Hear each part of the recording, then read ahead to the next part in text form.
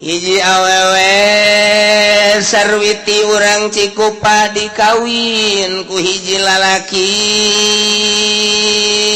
urang Arab. Pan terkenal urang Arab mah paehna ge sagede ucing nundutan paehna. Ulah serius tuh sia. Ai kos nu nyaho bae.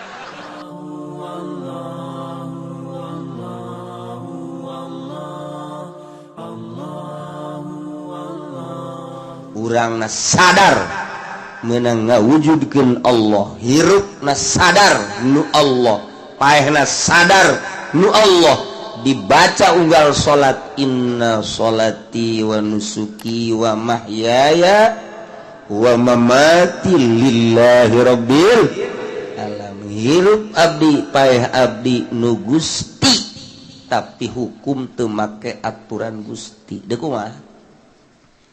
Berarti eta camat, bupati, gubernur, menteri, presiden anu maca inna sholati wa nusuki wa mahyaya wa mamati lillahi pembohong. Hirup abdi, paeh abdi lillah lu Allah, tapi teu make aturan Allah. Bohong. Lamun hayang nyaho pembohong kelas kakap, kakap lagi bapana kakap. Lain bapak ada mah bapak kolot kakap heta RT pembohong pembohong nu rada leutik RT. Aduh cek RT aing kumaha teu kumaha nu kitu wae aing mah keur neropkeun bahasa sia dina salat. Inna sholati sanyana salat abdi wa nusuki jeung ibadah haji abdi wa mahyaya jeung hirup abdi wa mamati jeung maut abdi lillah kagungan Gusti. Gaku nyana dina salat mah. Tapi praktekna teu make aturan Allah. Cek Allah teh bolon sia. Tadi ngomong ka aing, kuari teu make aturan aing. Ya geura podaran ke ku aing sia. Awas dibebeskeun ku aing sia. Tuh, numandak bakal singgulimpang di neraka bangsa pejabat. Cukup ku sebab teu make aturan Al-Qur'anul Karim. Aja ku batu geus kitu. Teu kumaha? Ih, cenah ulah kitu kiai, aing mah kitu bae. Lain kitu, enten kitu bae. Aja aing geus kitu ku batu kiai ge pan hirup di Indonesia, aing di Indonesia. Aja make aturan aing mah kumacaknya napan caknya na mayar pajak aya tu aing mah jalamun teu mayar pana tu imah digulung geus pokona mah aing mah mayar kumaha sia tanggung jawab sia tah aing mah naonna dosana segala rupa je geus kieu kumaha teu kumaha kieu bae aing mah aing siapa sia ulah kitu tuh aing mah kitu bae. Aduh, puyang. Nyangga ke dia urang sakadar nerop-neropkeun supaya nyaho pan ngaji teh urang supaya nyaho geus nyaho mikir kumaha ieu mistina kumaha ieu mesti jaheu ieu teu make aturan Al-Qur'an. Ya atuh geus kieu bae atuh sing bener bae tuh make aturanana. Sanajan teu make aturan Al-Qur'an ge ulah kadenge di kandangan atuh. Ieu mah jol ieu di kandangan, jol itu di kandangan. Masya Allah, masih kene aya 52 kene nu bakal di kandangan. Wah, lain lalagan ieu mah deuleukeun ge menjelang Pilpres bakal singgulimpang jelema teh. Sing ade ulah kuda gede kiai ge bakal jadi saksi. Ah cenah sok kitu nyingsieunan lain nyingsieunan siap-siap bae nu kamari kabere mah. Aduh cak haji pudol aing ka mana keluar ya. Ya Allah ya Allah. Masya Allah, tapi tetap para aulia Allah mah unggal penting ngadoana menta disalametkeun bae. Ya Allah ya Rabbi, salametkeun para pemerintah, salametkeun para rakyat, salametkeun bangsa, salametkeun negara. Ulah datang ka disiksa ku Gusti Allah. Eta mah berdosa memang manusia mah tempatna. Adapun dilawareun eta mah loba rakyat anu teu berdosa. Gusti ulah neuleun nu berdosa. Neuleuh teu berdosa bae Gusti. Coba ku Gusti ulah pati dideuleuh nu berdosa mending neuleuh nu aki-aki batuk bae geus kuru udang ti peuting nyana kacai kiih lain deuk tahajud orangana bari ehean ge isuk deuk bae ge can inget ka tahajud ge bae. Tengisang-isang acan deh. Ya Allah ya Rabbi, Masya Allah. Ieu mah deuleu bae Gusti aki-aki nu geus morongkol bae. Berarti bongkok. Udang ti peuting bari batuk bengek haju nyana kiih mandi haju nyana wudu. Allahu akbar eta bae Gusti nu dideuleu. Eta menu gararagah nu teu make aturan Gusti nyangakeun peroranganna bae. Tuh nya jadi lamun urang neropkeun ka dinya nya nyana nu ngabohong nyana nu ngomong ieu salat salat tapi urang kieu bae atuh salat teh sia mangan saukur zahirna doang.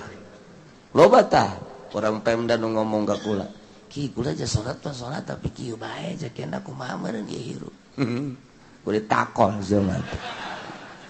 Aduh gak bohong bainlah sholati wa nusuki wa mahyaya wa mamati lillahi rabbil alamin la syarika lahu bidzalika umirtu ana minal muslimin. Bohong orangan.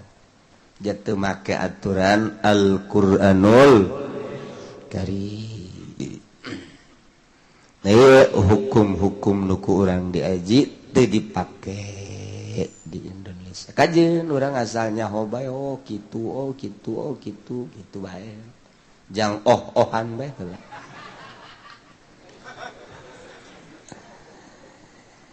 Fi ibdoiha mil zauji wa ghairihi diatun. Dina bahasa fikih aya dua, aya ifdo, aya iftidad. Ai ifdo ma wa huwa rafu ma baina madkhali zakarin wa duburin, ngilangkeun batas antara enggon asup bobogaan lalaki jeung dubur. Di awewe aya dua alat, hiji nu dihareup paranti kiih jeung paranti ngaluarkeun orok. Nu paranti ngaluarkeun orok eta teh paranti asup si bapa. Eta kana da maksudna teh. Aing kumaha ngomongna tuh. Ya ieu mah kos kitu. Manya diliwat ku aing ngaji. Aya kumaha sih. Anggetlah asal bae leunan. Waduburin jeung dubur antara bobogaan awewe nu hareup jeung nu tukang eta teh aya batas pemisah di handap. Sanajan beulahna mah ngahiji. Ulah sedia atuh sia. Ai kos nu nyaho bae. Coba foto ge. Maksudna bebeulahna ngahiji.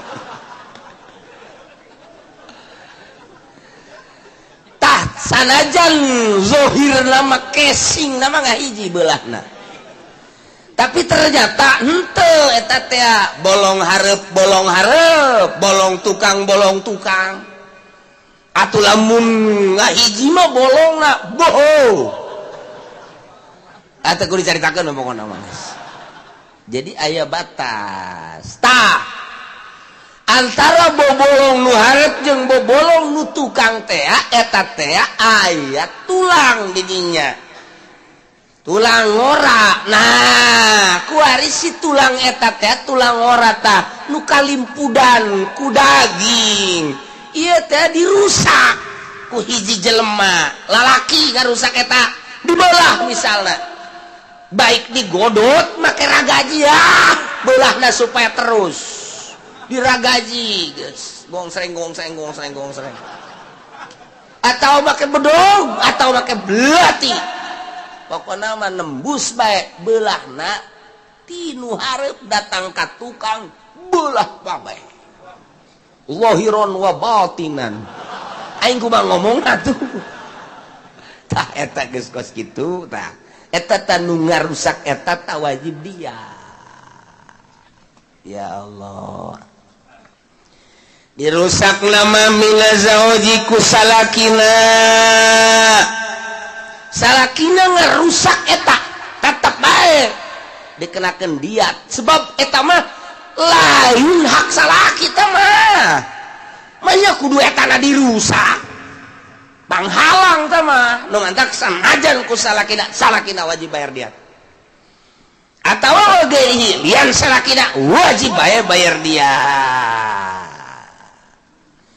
cik sakaol ibdo ma baina zakarin wa duburin kitu-kitu kene ai tadi mah madkhol nggon asup zakar ai mah langsung baina zakarin wa baulin lamun baina zakarin wa baulin berarti lalaki di lalaki antara zakar jeung baul zakar jeung uyuh urang makan antara zakar jeung liang caiki urang mah jelas ai awewe mah antara zakar nggon zakar jeung baul eta kan hese baul teh pantiki urang mah pantilok neuleu-neuleu antara nggon asup zakar jeung parantiki atuh jalanna beda-beda itu mah itu ieu mah ieu geus kiwari mah lamun hayang nyaho mah balik ngaji deuleu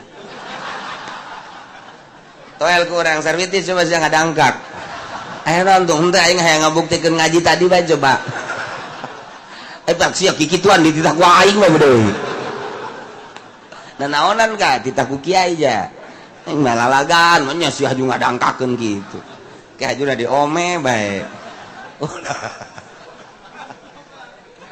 ngadu jelas beda ta paranti ki jeung paranti zakar eta aya liang jadi di awewe mah aya 3 liang teh liang paranti zakar liang paranti ki liang paranti micen di tukang 3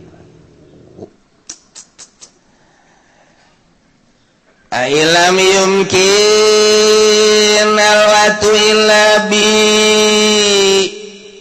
ifdhain muntaimkan wati teh kecuali kudu diibdo hiji awewe sarwiti urang Cikupa dikawin ku hiji lalaki urang Arab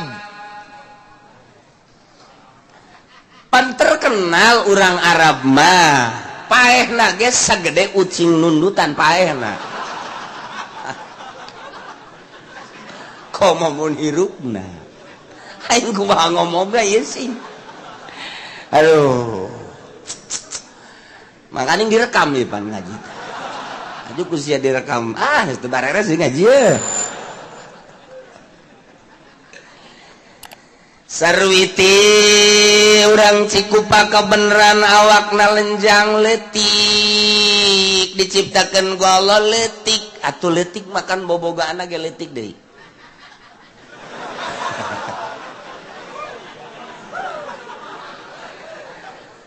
sebab hayangnya holitik jeung gedena bobogaan awewe kumaha tarang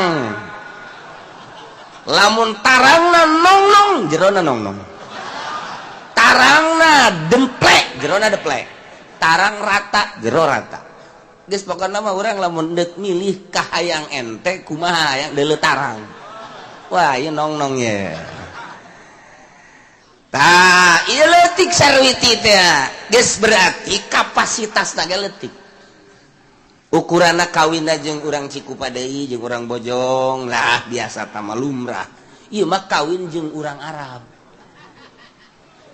tah ieu ku urang Arab teh ya biasa di alep suka ternyata geus sabulan teu daek asup geus merenyi ni sarwiti teh tetep teu daek asup lantaran ieu kapasitasna kurang memenuhi nu sarwiti na ukuran bangsa gede na 5 cm itu mah 15 cm dipaksakeun paeh hasanna ieu mah teh ngaji terus genta boleh sih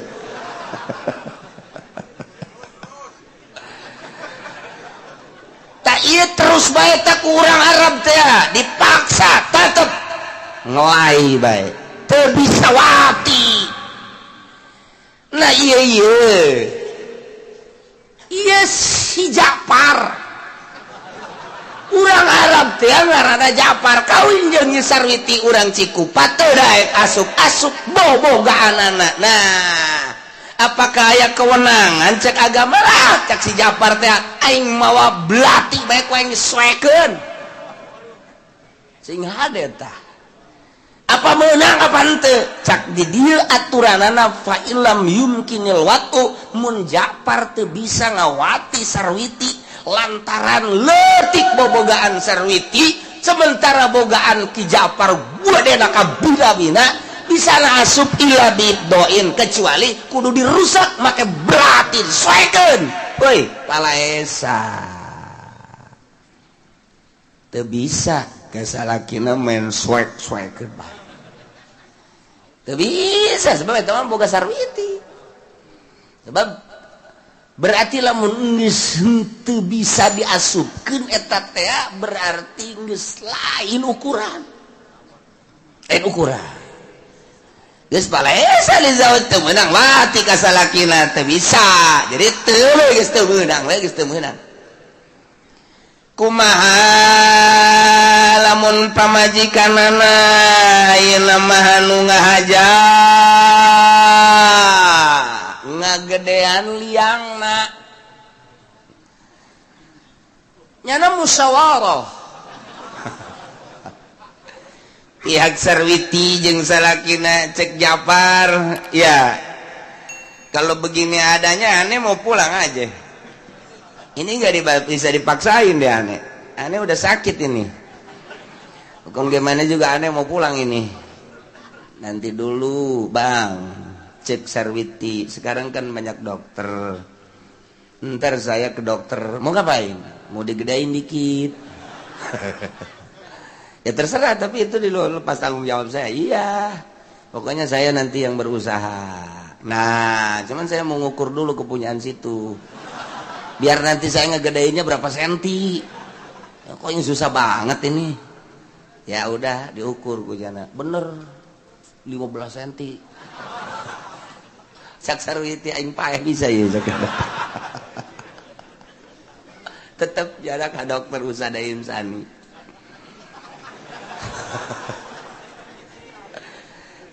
dok ya saya mau operasi apa kepunyaan saya cek dokter emang kenapa coba tolong periksa wih kalau ada 3 aja per hari mantep nih sial tak dokter coba diperiksa setelah konsul ke dokter ini kendalanya apa cek dokter ini bagus ini bukan masalah bagus ya dok ini saya pengantin baru udah 2 bulan sekarang terus ya ini nggak masuk kepunyaan suami saya wah kayak apa itu jangan banyak omong dok emang orang mana ini orang Dubai ya iya bang oh diukur nggak di sana ukur ini ukurannya Cek dokter ini kalau digedein bisa sampai belakang nih. Gimana ini sampai belakangnya tembus? Terserah dok, yang penting saya bisa dialap suka dok. Waduh, kamu udah nemah dok dah. Mas kawinnya besar kali, jangan ngomong-ngomong mas kawin dok. Dah ini pakai ngoperasi juga habis dok nih. Jadi sarwitina anu berusaha ngagedean bobogaanana. Bius soekeun set tendenan obat merah tek. Kemarin kos nyepah bae gitu. Ya otomatis kan kudu aya kesembuhan heula. Jeung aya aturan-aturan. Geus maka panasilin dan lain sebagainya. Berapa hari dok ini baru bisa dipakai dok? Atau kira-kira aja sama situ. Kira-kira masih sakit ya jangan. Udah sembuh baru. Oh iya dok. Tuh beres. Dipigawe lah ku si Japar. Begitu ku si Japar dipigawe, tetep can meujeuhna. Gede jasa tamah. Tah eta mah caritana endek meujeuhna endek henteu eueuh kewenangan salaki ngarobah bobogaan pamajikan. Adapun urusan ngarobah pamajikan di luar rotak, sanajan rotak kepan rotak maka tutupan ku daging, aya nu katutupan ku tulang, bobogaan teh eta geus lain tanggung jawab salaki, malah salaki teh bisa menceraikan istri ketika teu bisa dialep suka lantaran bobogaanana rapet ku daging. Teu bisa kapan kawin ge endek maksudna eta. Sedangkan etana rapet atuh jang asup. Nah iya kudu dioperasi, tanggung jawab pamajikanana. Nah iya mah normal mangan letik digedean ku Nyi Sarwiti jarang, tapi lamun menurut ngaletikan loba. Iya mah ngagedean tah eta urusanana urusan pamajikan mun salakina kuari. Lamun Jafar maksakeun diri ngagedean boga pamajikanana digedeanana make peso ta eta Jafar sanajan ka pamajikanana ketika ngagedean bobogaan pamajikanana make peso wajib diat tuh wajib bayar dia. Ieu teh termasuk kana operasi ketika aya hiji pasien dioperasi ku dokter, dioperasi dibedah antara enggon asup zakar jeung duburna, ta eta si dokter ge tetep bae wajib diat lamun memang tanpa aya alasan-alasan kesehatan wajib diat. Masya Allah karim taksing hade. Wa man la yastahiqu ibtidadoha fazalal bikarata. Jelema tengah hak teu boga hak kana marawanan berarti lain salakina. Nyi Sarwiti sok nagog bae di tukang jagong nyana mejeng kebeneran aya laki-laki buaya dileulengkeun ku si lalaki teh di obrolan diajak kencang ternyata kabablasan berarti iya si Zaid berkencang jeung Nyi Sarwiti parawan keneh kuari lantaran kebablasan maka dizinahanlah tah ieu Ki Zaid ngazinahan Nyi Sarwiti nu parawan berarti kan ngadobrak ngarusak kaparawanan awewe. sedangkan parawan eta adalah merupakan mahkota. Lamun geus eueuh ka perawananana geus leungit nilai awewe mah. Nu matak eta hiji-hijina nu kudu dijaga teh. Nu matak kuari mah kan bloon awewe teh nu kudu dijaga endahan toler-toler kunyana. Oh jeung baso bisa. Murah amat sih. Masya Allah. Sapira baso sagede kieu. Wicana Malpinas ieu baso na sagede Malpinas nya. Tah ieu mah disarwiti dizidahan ku Ki Zaid. Berarti kan Ki Zaid teu boga hak. Tah ayeuna lamun laya Zaid nu teu boga hak marawanan sarwiti kemudian Fazalal bikarota dileungitkeun ka parawananana dileungitkeunana bigoiri zakarin lain kudakar wajib bayar embok lamun dileungitkeun ka parawananana lain ku bobogaan Ki Zaid mimiti diragapan luhurna aju bujal sarwitina cicing bae bego malah ngarasa getek merenyana terus kahandap terus handapna ge dicekelan teh cicing bae eta deui Ki Zaid blon kunaon haju ngasupkeun curugna kan blon eta berarti kan blon diasupkeun curugna terus didedet weh asup sakieu wah teh nyaho nu di luar mah ngaji fikih teh kos kieu. Fikih mah kos kieu lamun geus kos kieu bae atuh. Ngan sebab ieu mah nyaritakeun hukum. Atuh menyaritakeun hukum atuh teu jelas teh kumaha. Ese. Asup sakieu. Aduh, teh eta Ki Zaid nu ngarusak kaparawanana make curug na eta berarti wajib bayar irsu embok ganti rugi sebab mahkota keperawanan eta hancur ku curug Ki Zaid bayar ari masalah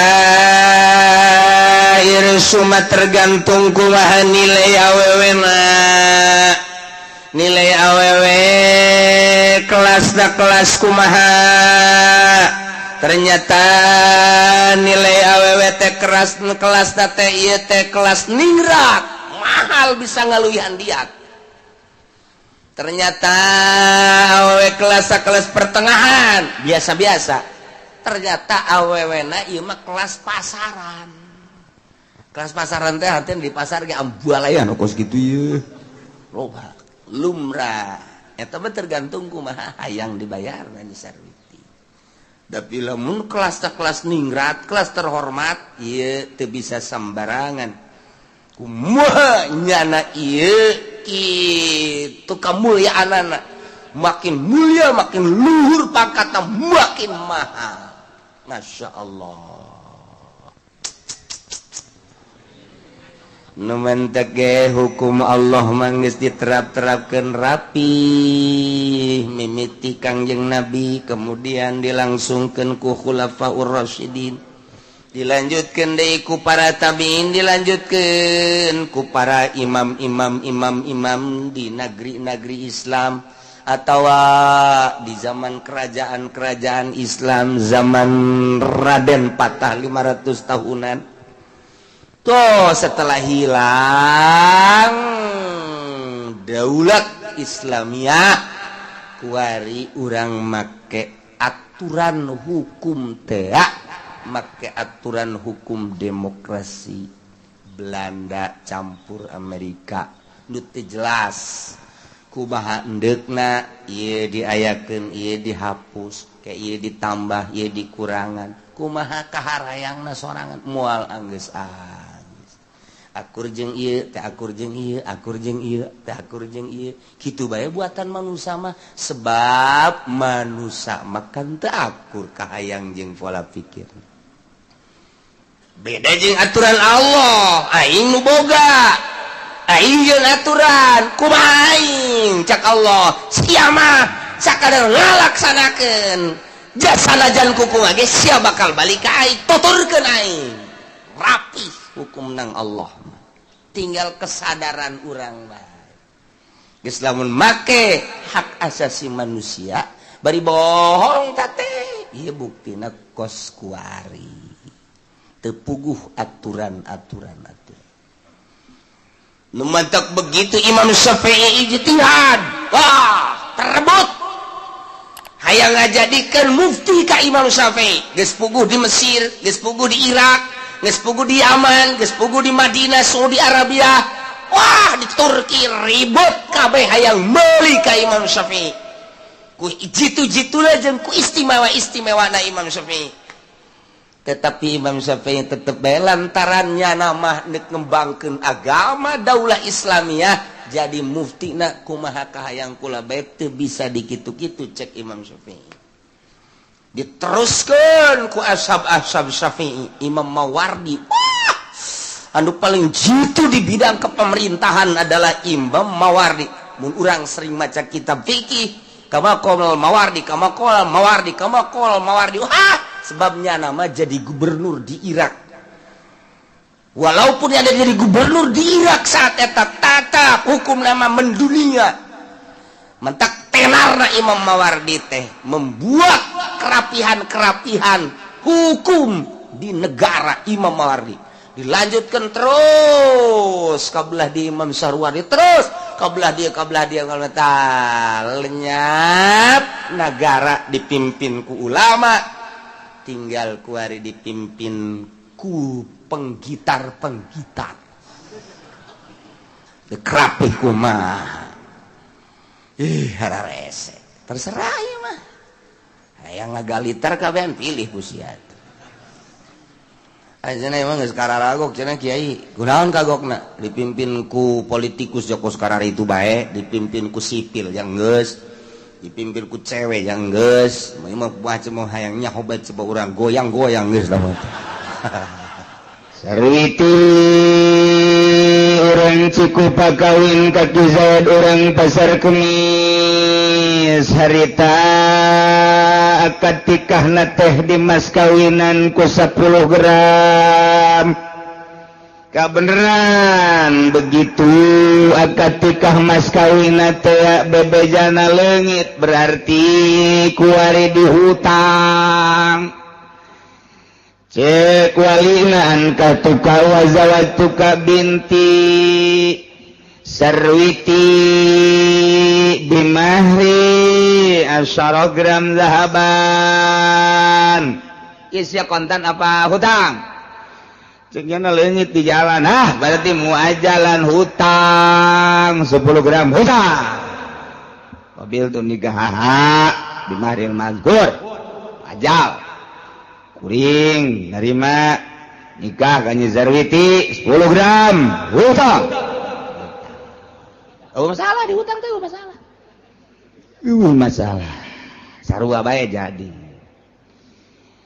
barang geus kitu caritana dek disarean ku Ki Zaid cek Sarwiti kula mah moal wakas sare bareng lamun mas kawin can dibayar sia Sarwiti sosoreun lain sosoreun sebab mas kawin eta adalah gaganti bud'i bud'i teh bahasa Arab bahasa urangna naon gaganti apem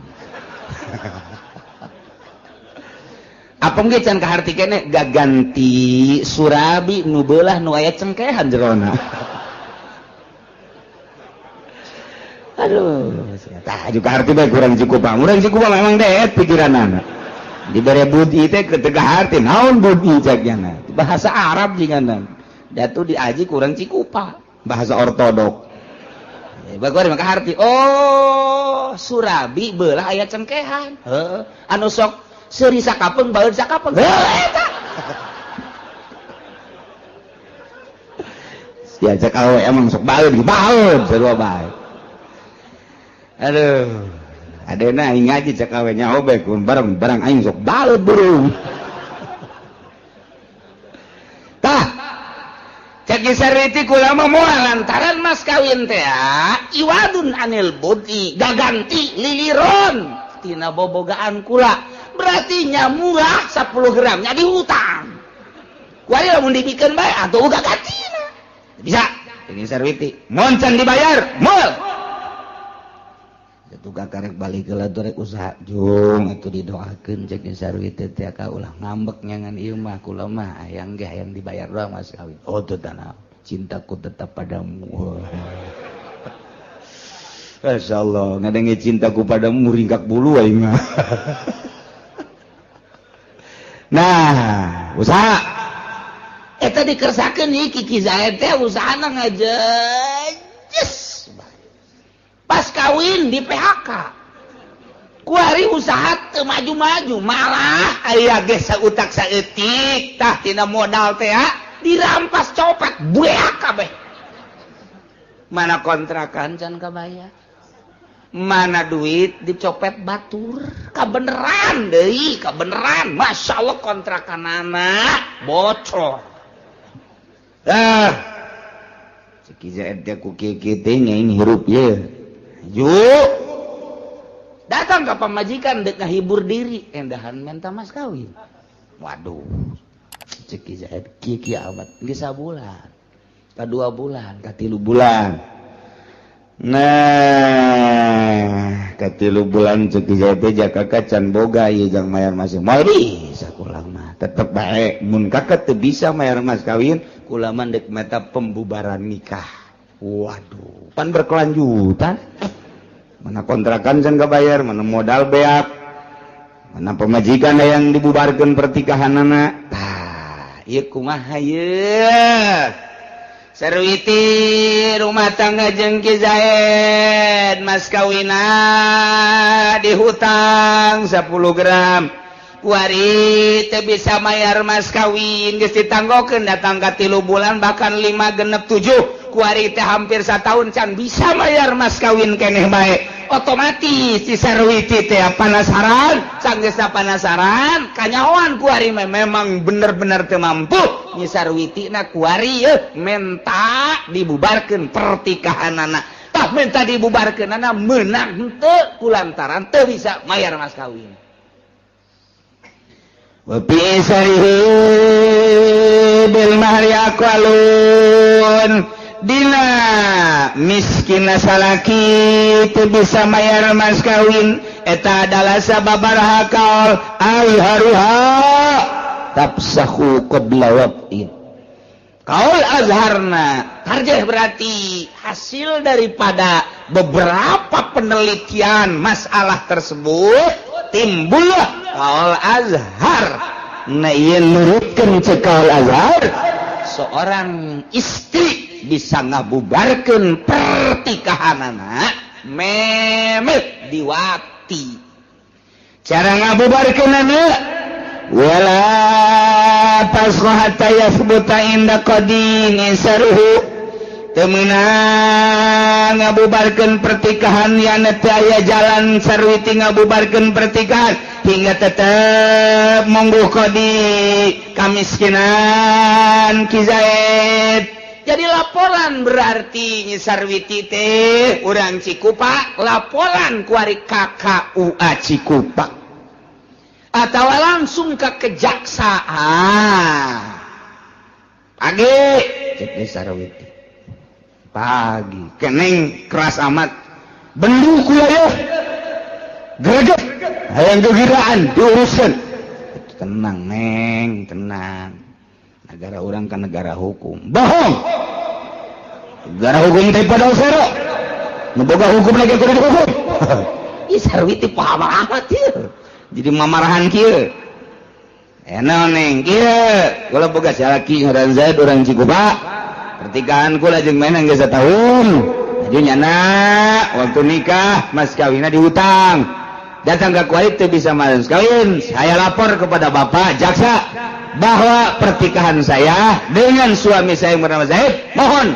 dibubarkan ulah waka dibubarkan teliti heula panggil Zaid mana alamat Zaid pasar kemisnya pasar kemis mana pasar kemis kota Emang pasar Kemis kota? Kota deh pokoknya malah pasar.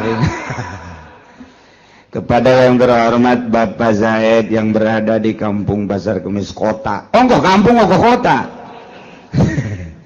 Denan gitu ngaranna saya harap menghadap ke Kejaksaan Cigaraksa sehubungan dengan laporan istri Anda yang bernama Sarwiti mengenai tentang rumah tangga Anda. Diharap menghadap besok pada hari Senin tanggal sekian. Wassalam atau terima kasih demikian kepada Kejaksaan Cigaraksa. Set kirimkan dari baca Koki Zaid. Panggilan saya. Berangkat Ki Zaid kan itu. Zaid, ini nama Zaid? Betul Pak. Punya isi yang bernama Sarito yang cukup Pak? Betul. Anda waktu pernikahannya mas kawinnya diutang 100 Pak? 100 ya Pak. Betul Pak. Sampai saat ini sudah 1 tahun mas kawin belum terbayar lunas? Betul Pak. Lantas kesiapan Anda bagaimana? Tiap jam, tiap hari saya siap. Tapi sampai saat ini belum bisa membayar Pak. Nah, sekarang begini, sehubungan dengan istri Anda yang bernama Sarwiti telah melapor kepada saya dengan permasalahan tersebut, maka Sarwiti ingin dibubarkan pertikahannya. Tak eta teh langsung geus Sarwiti narapa panggil Ki Zaid, dicek keabsahan dan kebenarannya ternyata benar, maka kakarak didinya payap sahuhu membubarkan pertikahanana adalah kodi atau jaksa. Iya Sarwiti, iya Ki Zaid, ya. Perlu diketahui setelah seorang istri yang bernama Sarwiti melapor kepada saya, setelah dicek laporannya, pengakuan suami itu betul sekali, maka dengan demikian permintaan dari pihak istri yang bernama Sarwiti ingin dibubarkan pernikahannya, mau tidak mau bahwa saya sebagai penegak hukum di Kabupaten Cigaraksa ini di bawah naungan presiden, di bawah naungan Bupati Ismet Iskandar, maka pertikahan Anda saya bubarkan.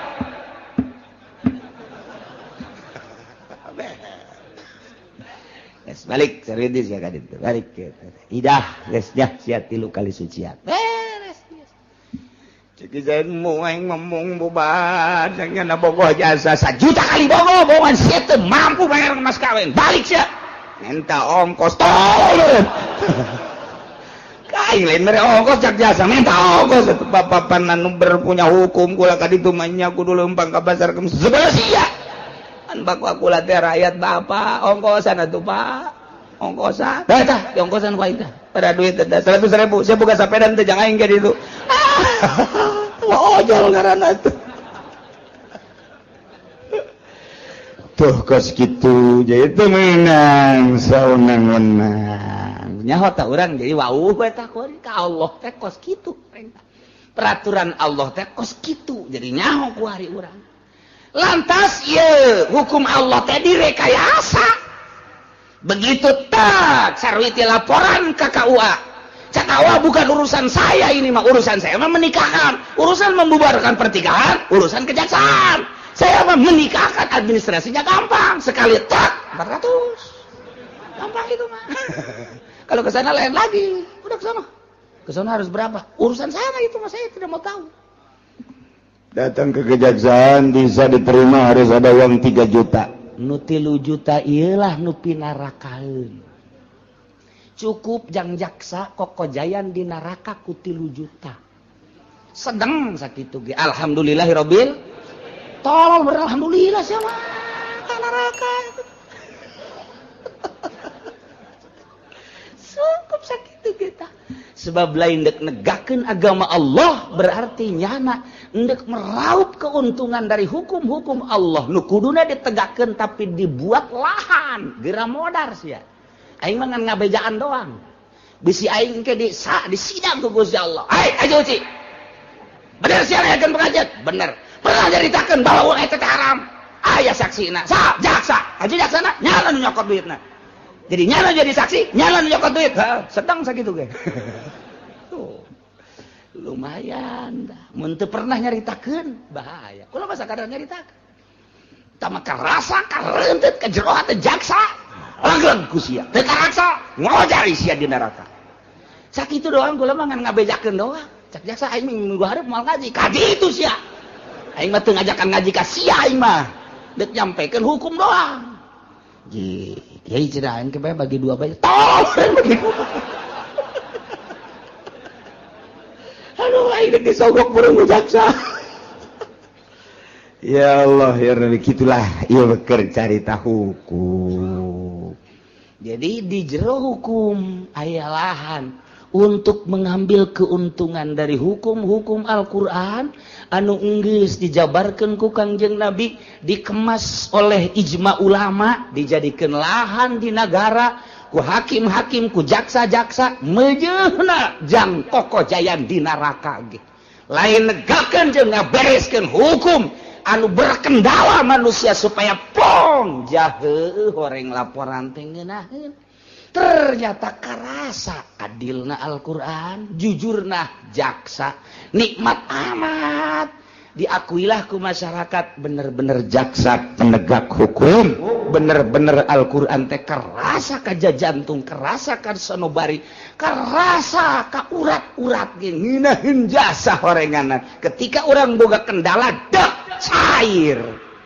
ieu mah kumaha laporan atuh ka ditu sangat mal bisa sih teh laporan teh aja jagana kudu 3 juta encan ongkos encan munduran jalan dapur emang ya jalan dapur bejana cenah jalan dapur mah aya eta eungapeun tah menghadapi seorang penegak hukum lantaran teu jujur jeung teu adil teh eungap luar biasa di zaman sahabat bajelema hilir mudik ke kejaksaan teh lantaran tanpa make modal nu matak ngeudaheun A disebutkan A B disebutkan B nikmat nu aya mudah-mudahan di negara orang balik di ka negara baheula tentang penegakan hukum sehingga karasa ku urang keadilan jeung kejujuran negara urang anu dibawa ku para hakim jeung para jaksa di bawah naungan presiden-presiden terpilih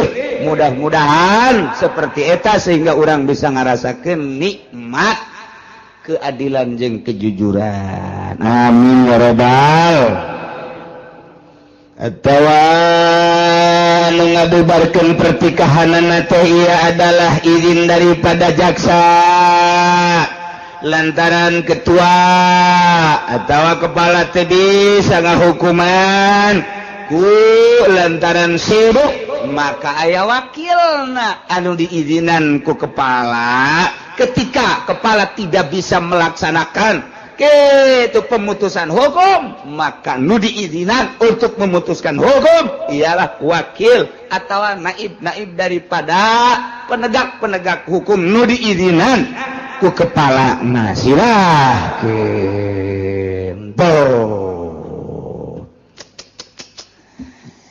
eta teh lamun qoblawatin memehwati kumaha lamun geus diwati jae kawin jeung Nyi Sarwiti mas kawina di hutang ditanggokeun ku Nyi Sarwiti hees bareng datang ka 3 bulan barang 3 bulan Ki Zaid teu bisa mayar mas kawin keneh bae nyaah jeung deudeuh mah aya ja cinta ieu karunyaeun Nyi Sarwiti begitu ditoel langsung nangkarak masang Nyi Sarwiti teh masang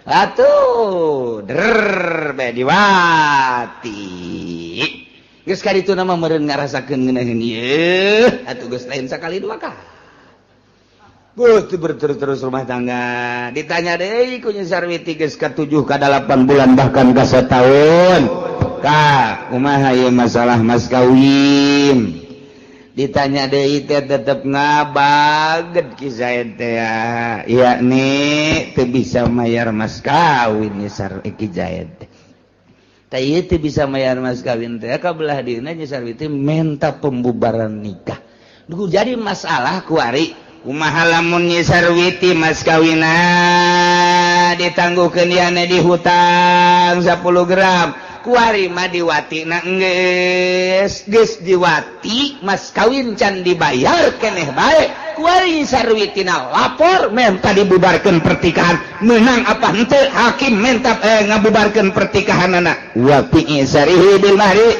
tidak masalah teu bisa mayar mas kawinna seorang suami terhadap istrina ya beberapa kaul azhariha menurut kaul azhar mun memeh wati mah bisa dibubarkeun la ba'dahu teu bisa dibubarkeun pertikahan Sarwiti terhadap suamina nu bernama Zaid lantaran nyanana geus diwati sebab eta mas kawin teh iwadun anil budi kuari can dibayar mas kawina geus diserahkeun lantaran karunya teu bisa dibubarkeun tama walaupun tetep bae hutang bae mas kawin tetep hutang ngan pembubaran nikah mah teu bisa lantaran geus diserahkeun tateh bobogaanana ka Ki Zaid kitu caritana. Eta mah precis ongkos jelema jual beli Zaid ngajual motor kaki Umar harga 10 juta Zaid ngaranna Bai Umar ngaranna Mustari eta jual beli geus jadi secara omong-omong 10 juta wari tinggal nyerahkeun dina barangna yakni motor tah kuari si motorna ieu aya nu maling motorna aya nu maling duit da can diserahkeun motorna aya nu maling ta eta jual beulina geus langsung bubar bae geus teu bisa dilanjutkeun lantaran duitna ge encan dibikeun motorna ge can diserahkeun kabeneran motorna ieu leuit atau memang motorna bubar teh akad da naon-naon tapi lamun motorna geus diserahkeun kuari Zaid ngajual motor kaki Umar motorna kuari geus diserahkeun duit nama encan dan motor geus diserahkeun jadi teteh jual belina motor geus diserahkeun duitnya begitu ditagih icuk colek icuk colek bae terus atawa lain deui cek urang Balaraja mah rebo semen bonen nah ieu jual beulina teu bisa dibubarkeun ku hakim lantaran barangna geus diserahkeun guari mah lain tuntutan per pembubaran tapi tuntutan hutang guari mah jadi teu bisa dibubarkeun geus teh barang lah diserahkeun geus teu bisa dibubarkeun pertikahanana kuari mah tuntutanana hutang lah iraha deuk mayar kuari ge sarua bae ieu teh sarua jeung jual beli Nyi Sarwiti teh jual apem kaki Zaid 10 gram cak tukang apem ja apem aing mah aya bae ieu lain apem eta besi apem nu dingiru lain ieu mah nu dibawa setiap saat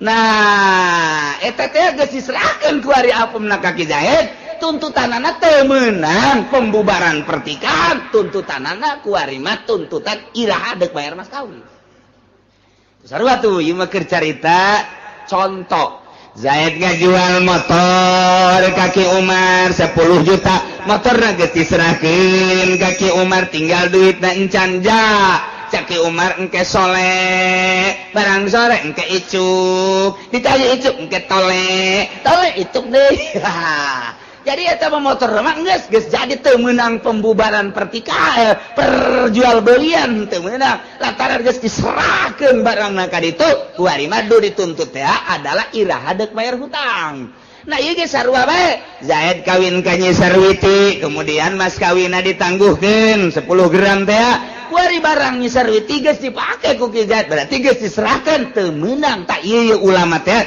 deuk nyaritakeun la ba'dahu teu meunang sabada diwati mah lantaran barangna geus diserahkeun teu meunang dibubarkeun teu meunang rapa pembubaran ku gara-gara mas kawin lantaran barang lah geus diserahkeun ka Ki Zaid kuari mun deuk dituntut iraha deuk mayar mas kawin.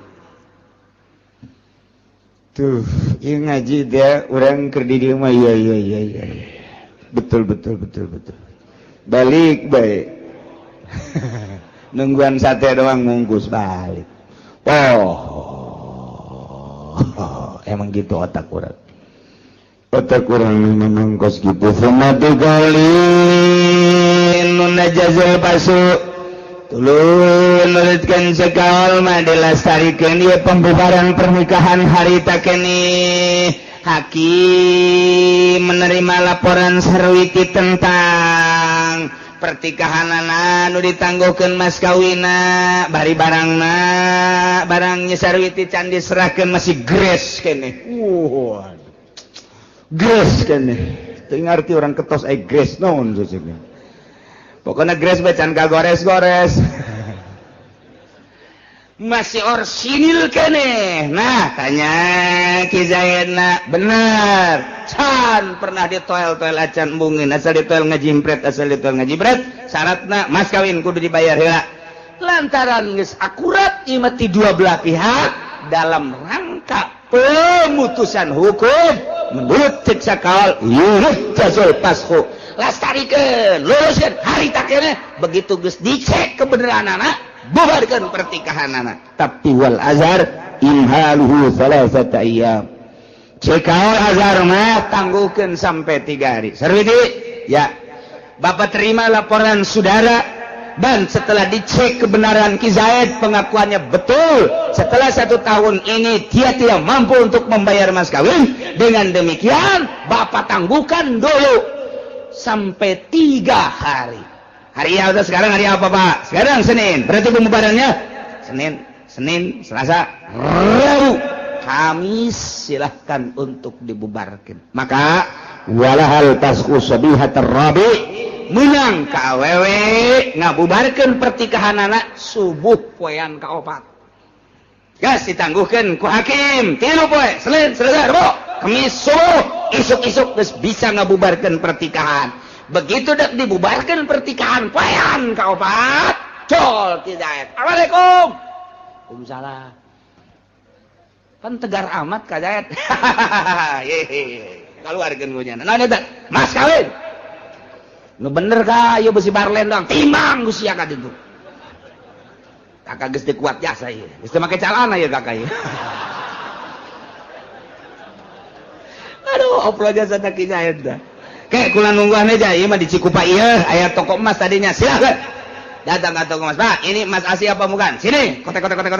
Ya betul, emas asli. Timbang, begitu ditimbang, tak betul 10 gram. Serinya Sarwiti.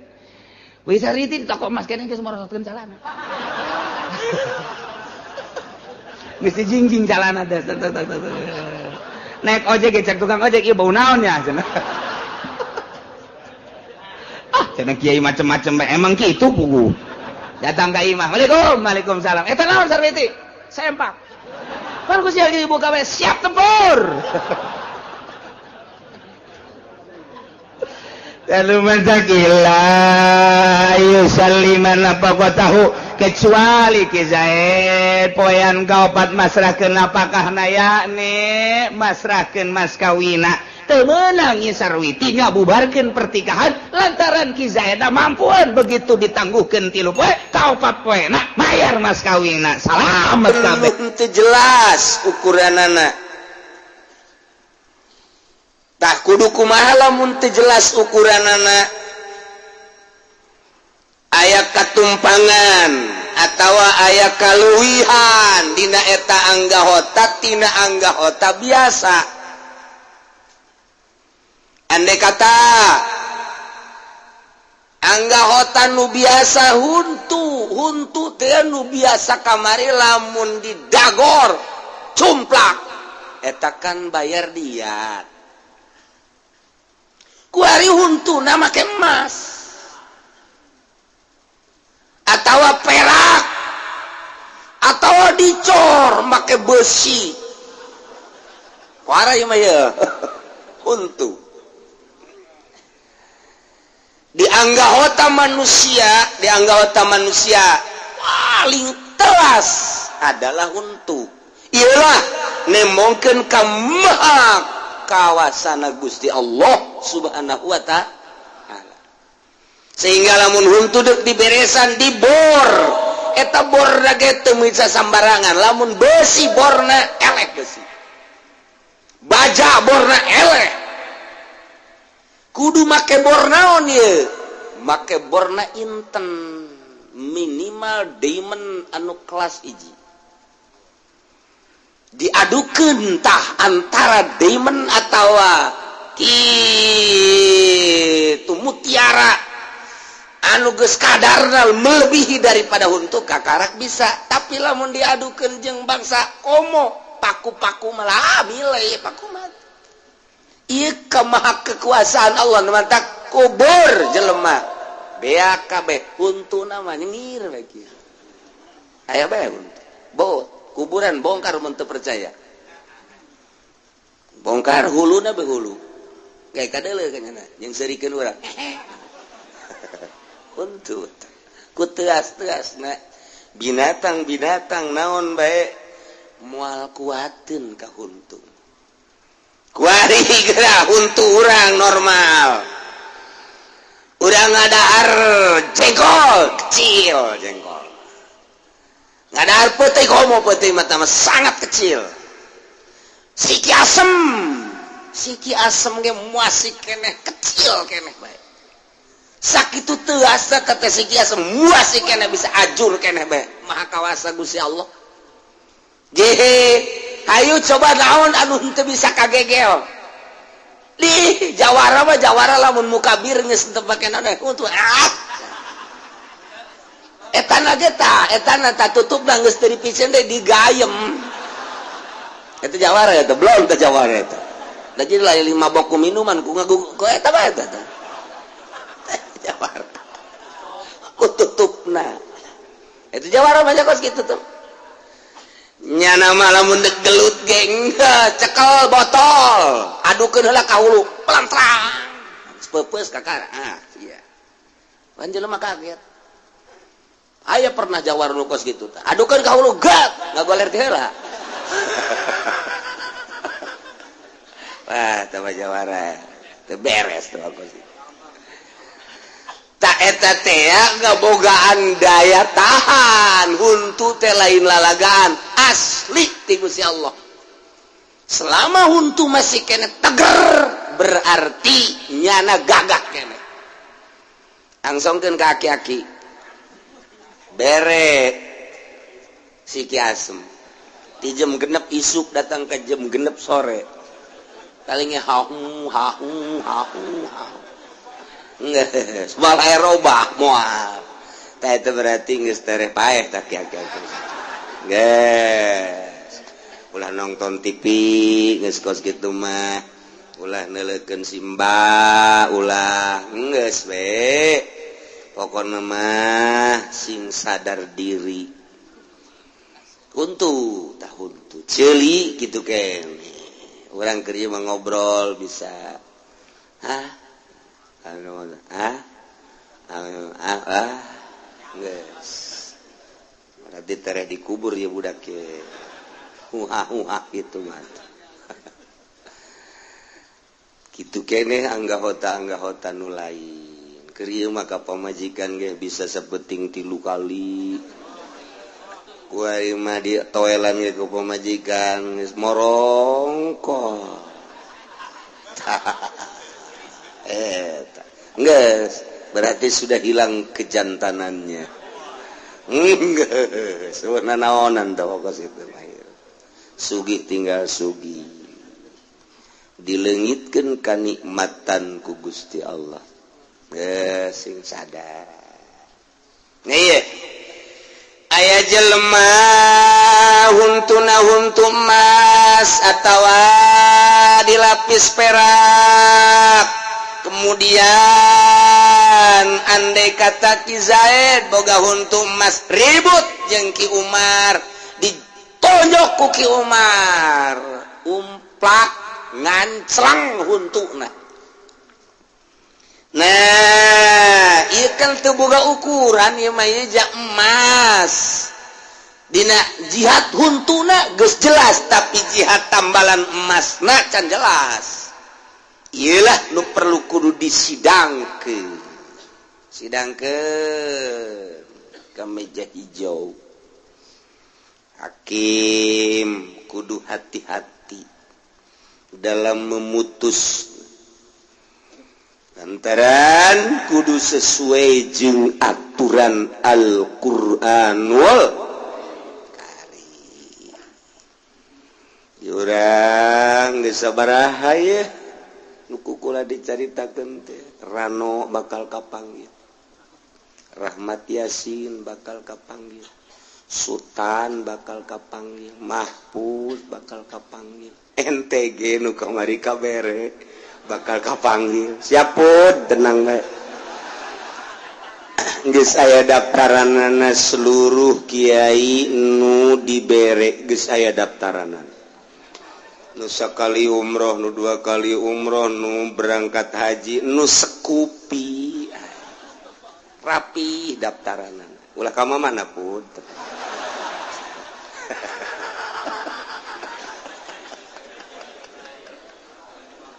Tinggal tunggu waktu. Geus aya daftaranana. Tak aya kamari anu datang kiai coba daftaran-daftaran tersebut supaya ulah dipanggil kiai. Ieu mah kiai mah cenah supaya mengamankan atas nama kiai. Giliran we kieu pengamanan. Lain kitu cenah kiai anu nutup pugah tepuguh nya ti lokal mamana pan kabere. Nah ieu mah demi asal demi bae gata demi. Ieu mah pertimbangkeun coba kiai daripada Banten ke atas nama kiaina secara nasional goreng. Wayahna cenah kiai supaya dirapihana ulah dipanggil kiai mah mundet penjara bae sakaligus. Jurusan dari di penjara mah aya dipanggil mah ya untuk dijadikan saksi. Ya moal lobaan paling ge aya bae bangsa ya 500 lah. Aduh masih dipertimbangkeun ke apa dipanggil apa teu. Saya nu ngabisiki coba kiai supaya ulah jadi dipanggil. Sing hade ke aing sing hade aing kapanggil deui. Oh ieu pepetek teh ayeuna. Kabatur masih hade pancing, sing hade jaring. Orangnya pangheulana, manyun bae ka pancing. Iya, ini besi kitu doang. Nah, ketika Ki Zaid ribut jeung Ki Umar, kemudian huntuna ngancleng. Kemudian huntu tersebut emas. Mun 2, mun 3 huntuna. Kan ieu can boga kadar ketentuan. Ku ayana sakitu di dieu dipasalkeun. Tajibul hukuma fi malam muqaddara fihi. Wajib diputus hukum ahyane torogan sanksi bimala muqaddara fihi dina urusan anggahota anu wajib bayar diat cuman la muqaddara fihi can ngabogaan ukuran pasti wahia juz'un hukumah ieu adalah juz nisbatu ila diatin nafsi anu nisbatkeunana kana diat nafsi wakila cik sakaol mah nisbatkeunana teh ila udwil jinayah kana anggahota jinayat nu nisbatu naqsiha min qimatihi ngabangsakeun kukuranganana teh tina hargana lau kana roqiqon mun memang eta nu dianiayana roqiq bisipatihi dengan sifat-sifat karokika. Hese ngaji kos gitu hese. Geus nu mata mendingan diliwat bae kos kieu mah ya. Hese keur bate dipake di Indonesia. Eueuh deui. hese diajina ndak nu kos ge mah teu kudu diaji mah mentak kula ngabebaskeun ieu mah pelebah dieu mah cenah neuk nundutan memang enggak cenah neuk SBU masalah deuk bari ngopi bae tulos emang tadi kitu-kitu ge emang sorangan ieu masalah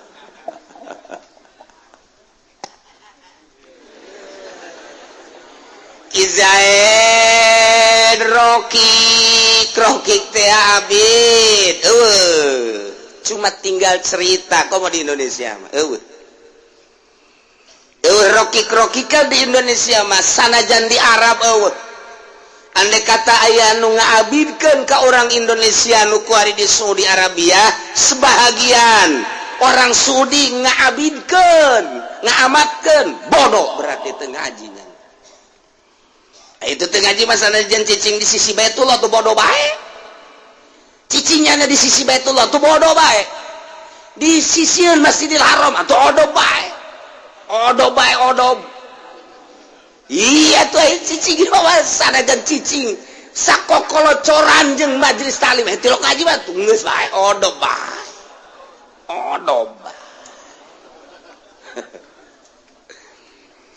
batak ge urang dina tawaf ge kadeulean nu pinter jeung nu bodoh atuh kadeuleun sanajan nyana dihareupeun Baitullah tapi bodoh teh kan tergantung anggapan bener apa henteu urang teh nganggap ye urang teh nganggap bahwa ieu teh ya kitu naon ngaranna batu dia batu combong tuh deuleu ka deuleu bolong geus ya katakeun ku bagi ka awewe ujianana nyana nuturkeun minta pertanggungjawaban eta combong tah urang nganggap bernilai berarti teh combong teh bernilai ulah sembarangan ya laranganana hiji teu meunang dibagi kadua teu meunang dibagi hadamna lumpat baueun urang percaya